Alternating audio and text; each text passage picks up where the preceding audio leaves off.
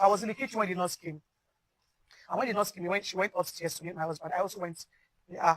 But we wanted to take the medication in Liam's room, but Liam's room is very small. So we had to go to our own personal room, myself and my husband's room. And, the nurse examined the wounded parts. And I told her that my husband is an ulcer patient. And she should be careful with whatever he wants to administer on his body. She was even happy. Like, she was even thanking me that thank God I informed her. And, she said, so I was asking her, what kind of injection do you want to give him? I asked her, and he said, tetanus, and, I've forgotten the rest. No, I'm not in the medical line. So he gave the nurse administered one injection. The second one, I think, first, I think it was the third one that got on his body. Oh. Yes, it was the third injection. But I was not really at the scene because I was cooking before the nurse, so I had to go to the kitchen to put all the food I was cooking. I went upstairs. So I think it was around the nurse was about to give him the third injection when I entered. So immediately I entered, he was telling the nurse to remove it. I was feeling somehow. He told the nurse to remove it. He wants to pee and he wants to vomit. So I held his hand to the restroom. He vomited. He peed. On our way coming back from the restroom, he just fell down.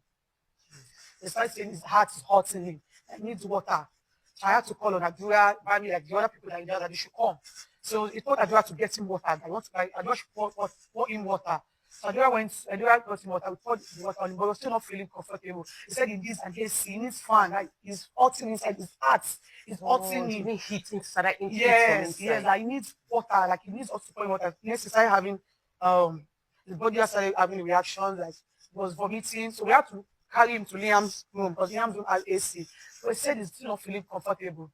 So I knew that at least something had to be done. So I ran to our neighbors because his car was faulty. Like his personal mechanic was working on his car. So I went to the mechanic. He has not even gone anywhere with the car. We cannot carry the car to the hospital. So I had to run to the next neighbor to please help us. And the neighbor accepted, and he followed up me upstairs to carry my husband. And I had to call on different people to just help me to carry him. So, okay, immediately that thing happened. The nurse ran to the nearest pharmacy. The nurse and Bami, they ran to the nearest pharmacy to get something to calm the reaction.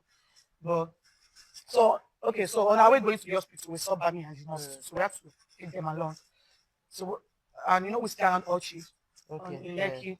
So like on our way going, there was much traffic. The traffic was really, really much. So we had to just come down from the car and carry him on the bike to the hospital.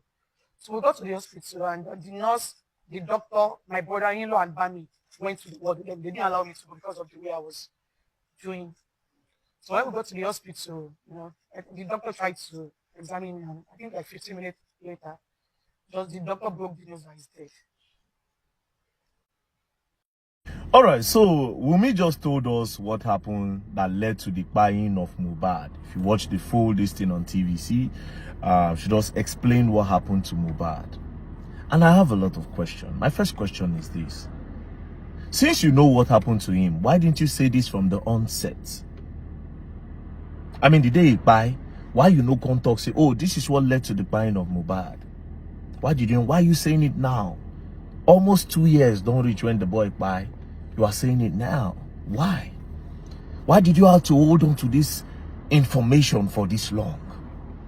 And Nigerians, back, what happened to Mohbad? Everybody did it. Some people carry placards, some people go protest, everything. Why? Number two, all those celebrities, were they close to her? I'm pretty sure she told them this story. Why were they acting as if they didn't know what happened to the boy? Because from the way they acted when the boy kpai, hey, God of Israel, she go post, they've taken him away from me.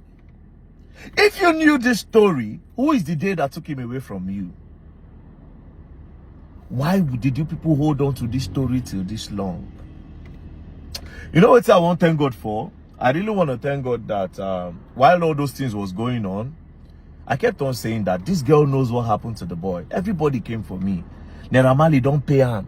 Oh, Nikure, they said a lot of things to me. They call my DM, they insult me, they said they insult my mama, they insult my papa, they insult my family, they threaten me, they say everything. If I don't strong that time, maybe I for drink sniper for by now. This thing for don't come out. Ask yourself a question: why was she holding on to this information for long? What was the gain? What was the plan behind? I mean, there was no need to carry placard. There was no need to protest justice for Mohbad. You people sounded as if some boys gather Mohbad. They carry plank, they hit and or they carry something, they choke out, they give a poison, or they knock him jazz. Why? Why did you hold on to this information for long? Why? Now you're coming to tell us that he get one cut. Then from the fight he had with Prime Boy, then from that cut, he came back home. It was a tiny injury. Then his friend called us. This one called us. Finally, they came. They gave him 3 injections. You know, from there, they rushed him to the hospital. Doctor now said he don't kpai. So what happened that you didn't tell us this for long? Why didn't you tell us from the onset? Was there a gain? Was there a financial gain somewhere? I'm trying to think about it. I'm trying to think about it. You see what I was telling you people? That you people should leave sentiment. Follow logic and facts. Leave sentiment. Ask the right questions. They turned me to devil for Nigeria. They turned me to devil. See, I hate women. That's what they said. I mean, if this lady don't tell us this thing before, there was no need for anybody to say, go do DNA test. Now, because of say, we they try find what happened to the guy. That was the genesis of DNA test, which up to today, she never did one. Up to today, that was the genesis of DNA test. If she had came to tell us this story before, who won't talk DNA now? Why? The person they Chris, when she explains, say, see what he late, okay, yeah, see what happened. Who won't even they investigate? Like I said, now I'm beginning to believe that somebody of power, somebody of interest that had a beef with the Malians actually approached. That's what I see. They took advantage of the whole thing. Somebody powerful maybe. That's the only thing I can think about now. Why did she have to hold on to this information? And all those women were insult me, all those guys, everybody were to say they don't pay me, all the ones where they curse me, where they insult me, where they say all those things about me. You don't need to apologize. I forgive you people.